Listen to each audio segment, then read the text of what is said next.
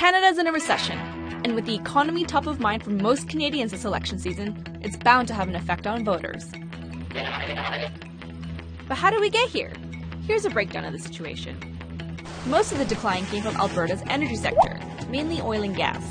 The price of oil dropped below $40 this year, the lowest since 2009.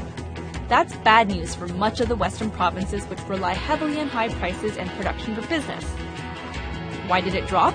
Well, a spike in North American production and OPEC's refusal to slow production had something to do with it. A country falls into recession when it experiences 2 straight quarters of negative GDP growth, so when the gross domestic product shrinks for about 6 months. And Canada has had that with the energy sector leading the plunge, but as you can see, it wasn't the only sector to shrink at that time. So why does this matter in the election? Well, a falling GDP means less tax dollars for the government. That makes it more difficult for governments to pay for its programs, and for Stephen Harper in particular to keep his promise of a balanced budget. So how are Harper, Justin Trudeau, and Tom Mulcair dealing with it? Well, Harper is trying to put a positive spin on negative growth. He points out the fact that the GDP actually grew 0.5% in June. He's also promising to deliver a surplus regardless, and pointed to a recent report that says Canada had a $5 billion surplus in the first quarter.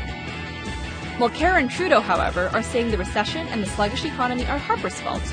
Mulcair says he will balance the budget while lowering taxes for small and mid-sized businesses with a focus on boosting the manufacturing sector. Trudeau says he plans to run deficits until 2019 to spur infrastructure spending to grow the economy. For more on this, go to globalnews.ca.